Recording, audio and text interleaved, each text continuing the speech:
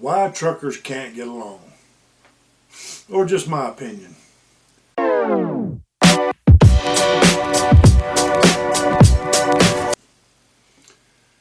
Hey everybody, Tech Bishop here.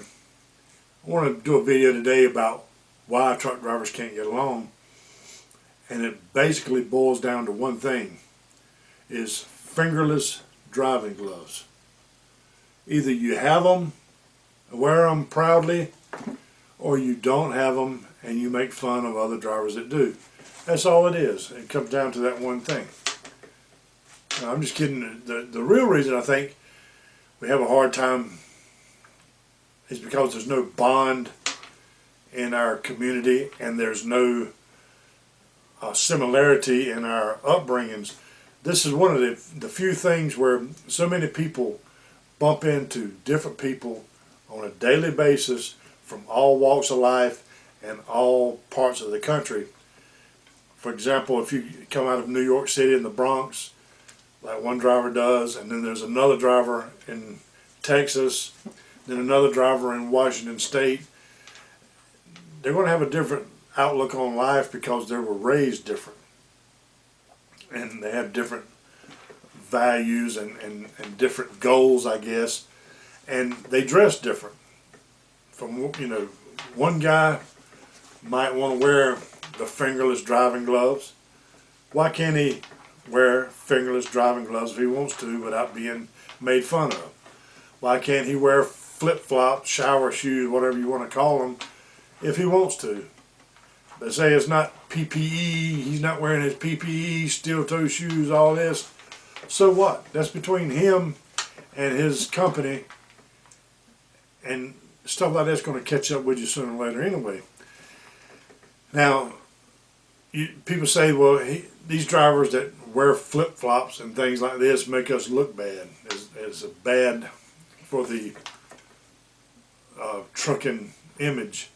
But I've seen truckers of all walks of life, and they all dress different. Nobody dresses like me. I wear only Under Armour stuff. I usually don't buy anything unless it really works. If it doesn't work, I just don't want it. And these are the quick dry shirts anyway. But whether you're a guy that likes to wear t-shirts or shorts, or some guys wear shorts with a vest. I saw that on one video, guy wearing a bubble vest and shorts. Another guy's got his sleeves ripped out. And some drivers are real overweight. Some drivers are real skinny. Some drivers dress like a cowboy. What's the big deal? What if I want to dress like Batman? Why isn't that okay? Why is that bad if I want to dress like Batman and be Batman the trucker? Why can't I do that and everybody leave me alone? What does it matter? Because I'm not making you look bad. They're not looking at me and thinking, oh, look at that guy. All truckers are stupid.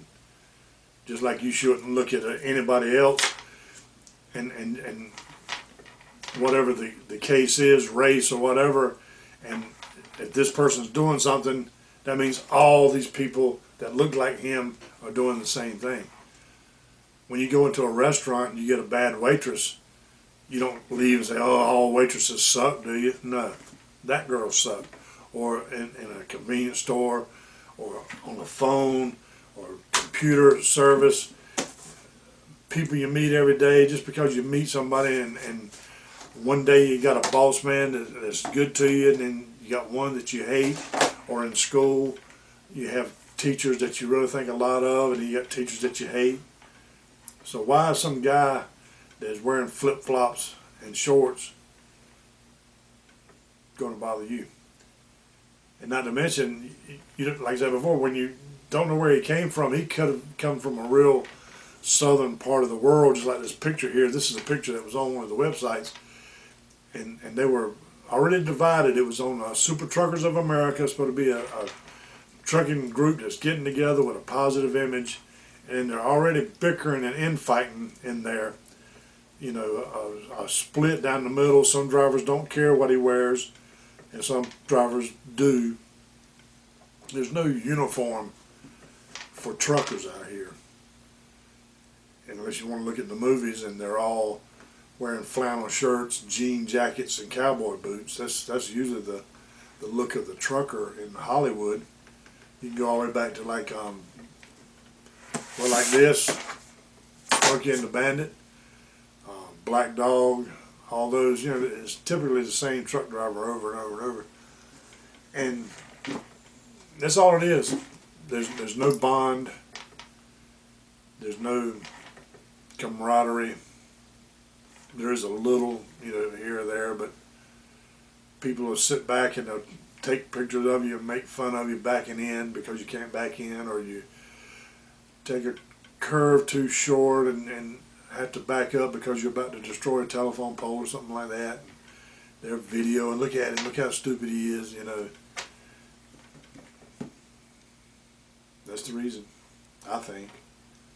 And, you know, it's good, Super Truckers of America, that are trying to have these cruises and things and, you know, get some camaraderie going on. But, yeah, it might work, but as long as you're judging other people or telling other people what they're supposed to do, there's going to be a little rift there, because that guy's doing exactly what he wants to do. If he wants to stand around in flip-flops and take a chance on hurting himself, he'll be gone before long. And just treat him and his safety director, I guess. Anyway, I just kind of lost steam here. I've shot this video a couple of times, and I can't remember what I've said already. There's a lot of things I said before in other videos I didn't like. So I just shot this one and then figure maybe give somebody something to look at and talk about, or they can make comments in the comment section what they think. And because a lot of drivers out there that's going to be laid over Saturday and Sunday and Monday because it's 4th of July. You didn't make it back like they promised you would. So you're out there waiting to be loaded, and everybody else is at the beach or wherever. Beach, this area, because I'm only like 45 miles from the beach. I thought about going out and doing a video, but of what? The girls don't like for you to take pictures of them, plus there's plenty of that up there. I could go down there and, would you like to see a video of sea mullets running directly before a hurricane on the North Carolina coast? That is a sight to see. You can catch anywhere from 150 to 200 sea mullets in like 20 minutes if you can work the rods fast enough. What am I talking about? Whatever. I gotta go. I could do this all day. I ought to do a marathon video or a live stream one weekend when I'm off and just sit here and talk for 5 or 6 hours. I don't have anybody to talk to. You guys are my only friends. Salty Shellback, my only friend, my only YouTube friend. He sent me this stuff. He sent me a whole lot of stuff. I gotta quit yapping. I could just sit here and do this all day. Would you like to watch Smokey and the Bandit with me? I could, but YouTube would give me a YouTube strike, a copyright strike. I've already got several I had to take down because I had the movie playing in the background, and I didn't have to take the video down, but they won't let me monetize it. If I play this in the background, then this company, whoever owns this video, gets to monetize the video themselves, and they get all the money off of it. How about that? Anyway, I'm gonna go this time. Expecting a phone call from Night Transportation. You know where Night Transportation is buying up all the YouTubers. They've already bought Little Dog, Sinister, Little Guy Trucker. They tried to get Ike Stevens, but he's got a contract with somebody else. So everybody that's doing YouTube videos, I think, they're going over there. But if you notice when they go over there, the videos change. Sinister used to do these motivational Mondays, I think he called it. And it was pretty good. I mean, it was really good. I mean, he was talking to people that, I guess, from his neighborhood, you know, New York, like the Warriors, and trying to help those guys get motivated get out of these dead-end jobs, get out here on the road, make some money, see the world, see the country, and stuff like that. And then he has a ruthless grinders, but he's not doing any more motivational Mondays anymore ever since he went under the watchful eye of night transportation. You know how it is when you're doing you do videos, and other people think they could do them better, especially if you're working for these people. Then they want to make suggestions of how you should do videos, and then everything falls apart. So like I used to do websites for people, and I would take the information, I would do the website, I did it just like I wanted. Like, this is what I did. I had to be creative. I had to have my own creative spin on it.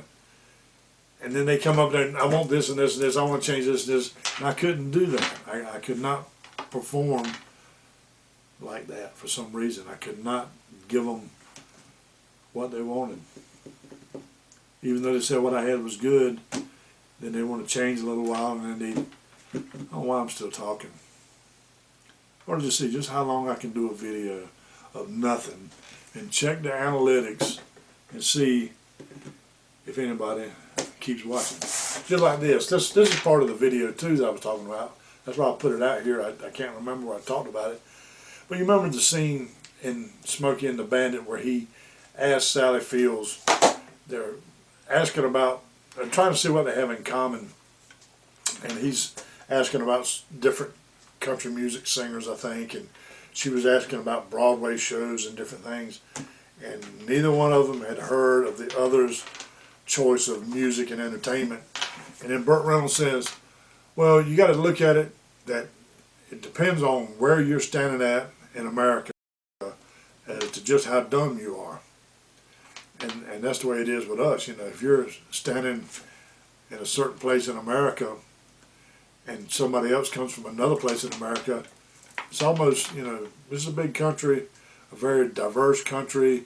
It's really progressed a lot, and there's still differences from the Cajuns down in Louisiana to the southern people like me, and then the northerners from the New York area. Then you got a whole other group over here in Minnesota. They have a different lifestyle, and California, they just do beach stuff all the time, I think, is what it looks like. And still have this phone. You ever seen one of these? Rotary. You had to wait. That dial operator was always the longest one.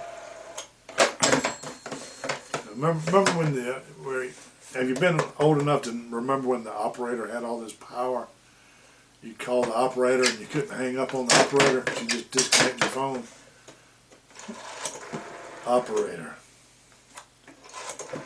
And when you put a lock on the phone, there was a lock that was the number one hole. You pushed it in, turned the key, and would only dial the one. You couldn't spin it all the way around. And back when you could hear that, that's when you hang up on people. Look, I'm tired of this. I quit this job. You can't do that now. What do? Click. I clicked them off. Used to you could shut the phone when you had the flip phone. Now you just click. That's very satisfying. These are rugged phones, and you can kill people with these phones. Hang up. I'm mad at you. That's it. I'm going to go. This video is long enough. I just wonder if anybody's still watching the new studio lights and everything. And I got my weight rooms here. The kettlebells on the floor.